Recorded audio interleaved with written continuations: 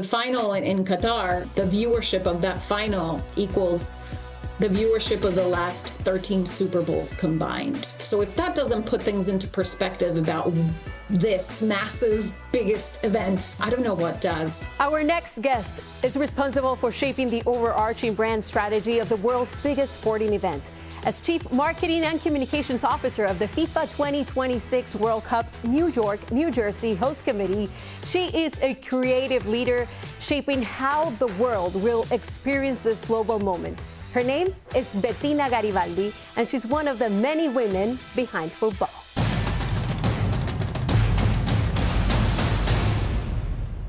In the Women Behind Football, we're introducing you to the women with the coolest jobs helping shape the 2026 FIFA World Cup.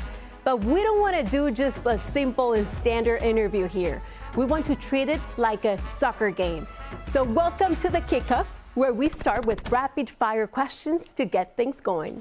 Bettina, welcome to our show, and thank you so much for being here with us today. Thank you so much for having me. It's a pleasure. Let's start with the beginning. We want you to share a childhood memory or story that when you think back on it, it reflects the person you are now. Some of my happiest memories are tied to sport, not just watching matches, but being a part of a community where sport was the backdrop for connection, particularly football. As an Argentinian, obviously it runs in our blood. I have many fond memories with my family. We are a big family, 6 children. So family of 8, we basically had our own soccer team. And your dad was actually a diplomat for the Foreign Service of Argentina. So you moved around a lot in your childhood. How did traveling and living in different countries shape your journey and your career?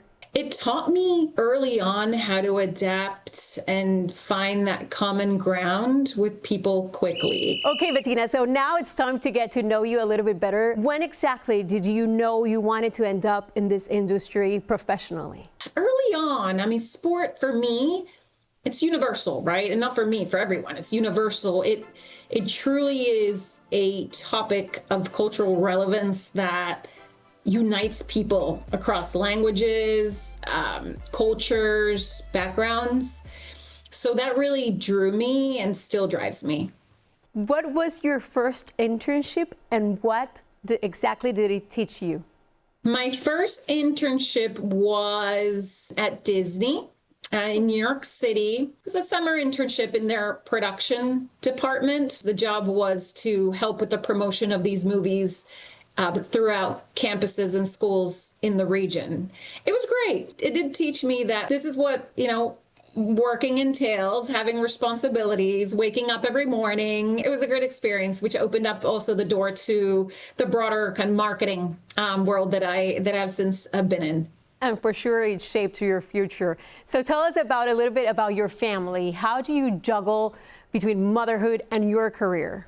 I don't think of it as much as a balance. For me, it's just juggling priorities and figuring out proper ways to do that. Some days work needs me more. Some days my kids do. And it's just about being present where I am and also knowing that both roles really make me stronger and ensuring that I kind of think of that day in and day out.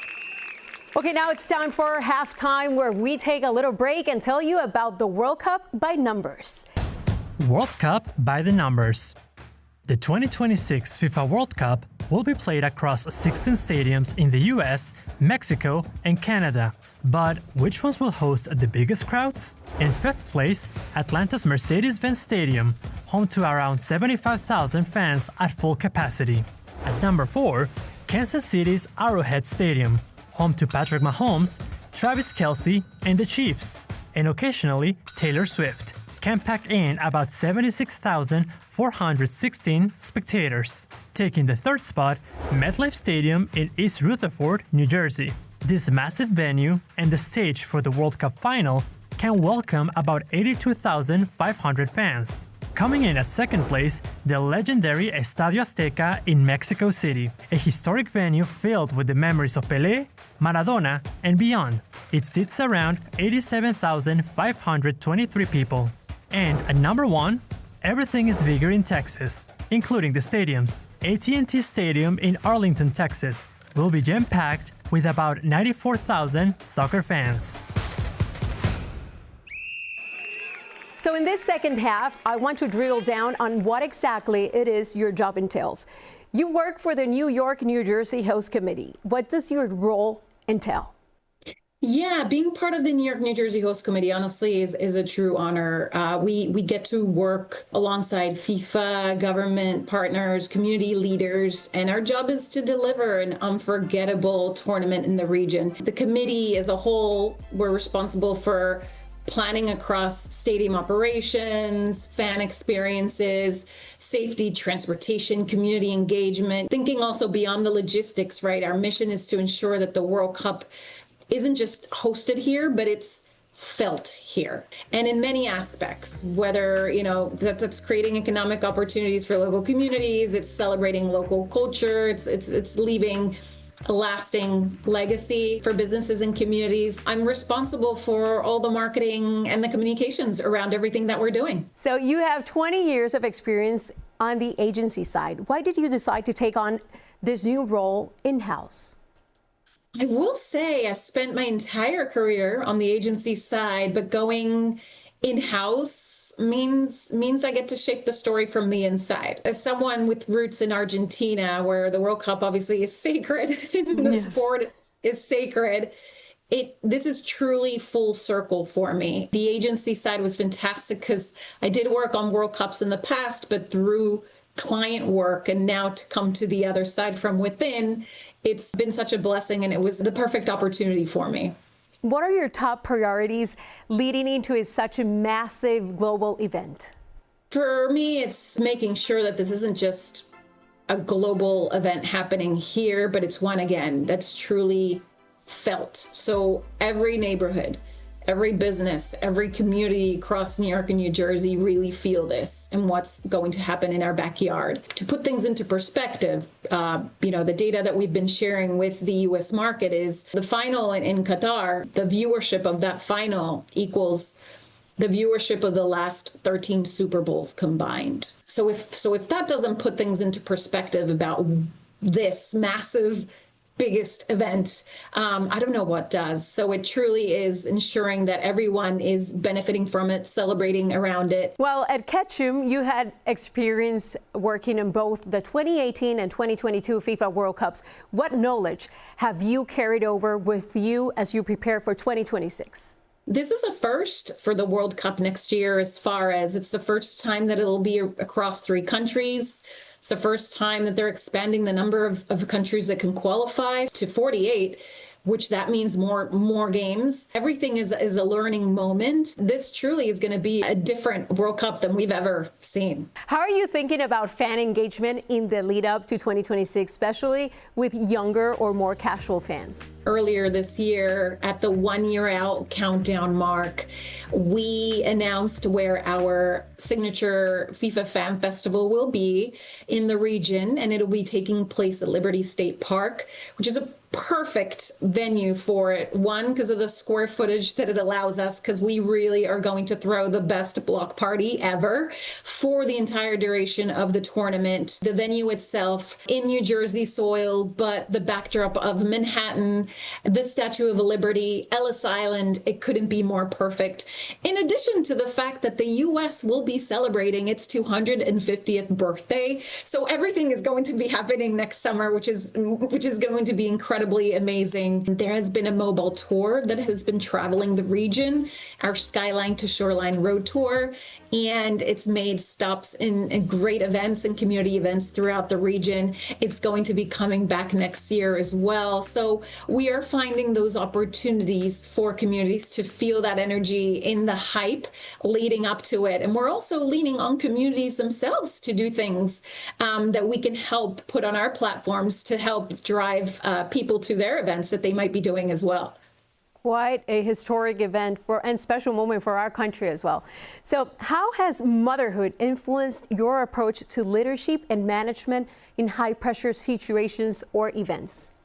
every stage is different of parenting. I haven't quite experienced the teenage years yet, but for me, it's all about having patience and really listening to what's happening and setting an example. I would say those would be the ways in which motherhood has, for me, made me realize certain aspects of myself as on a personal level that I can also apply at work. Have you ever struggled with imposter syndrome? And if so, how do you stop comparing yourself to others? And what advice would you share? I mean, I will say we always take opportunities where we might feel that, oh, am I the right fit? Am I this? Am I that? But I feel like we just have to have more faith in ourselves. There was a quote once by David Branson who said, if you don't know how to do something, or let's say you get a job and there's a couple of bullets in there of requirements and you necessarily don't think you have the strengths for it, take the job anyways and learn it on the job. And that's kind of the mantra that I've had throughout my entire career, to be honest, because we learn every day. No one knows everything, and it's also learning from those around you and great teams. It's something that people should use as a benefit, not necessarily something negative. What does success look like to you when the final whistle blows in 2026? Great question, and I will say that we delivered a safe, secure, and incredible experience to those who came to the region to enjoy it. We know the economic impact that visitors will bring to the region. There's been studies will be 3.3 billion. So for us, we already know what it's going to drive, and it's a matter of ensuring that we're empowering communities to be a part of the energy. Those would be the check marks for me. Before we let you go, we want to do some overtime questions. Which woman in your life has given you the biggest assist? My mom, mi mamá. Her strength, adaptability, ability to juggle priorities as well has taught me everything about resilience. She's dedicated herself to her family and all of our upbringing. So I will say my mom. What was the biggest red card experience of your career? Times when I doubted myself or had held back instead of speaking up. So those are the moments that I'd give a red card to. What's the biggest goal, the biggest success you've scored? On a personal level, creating a beautiful family. On a professional level, being part of a team that's bringing the World Cup to this region. And it's not just a career milestone. It's a dream realized, truly. The World Cup has not been in the U.S. for 30 years. Being a part of that team, for me, is the biggest goal. Bettina, thank you so much for joining us today. Make sure to watch all the action on Telemundo, your Spanish language home of the World Cup.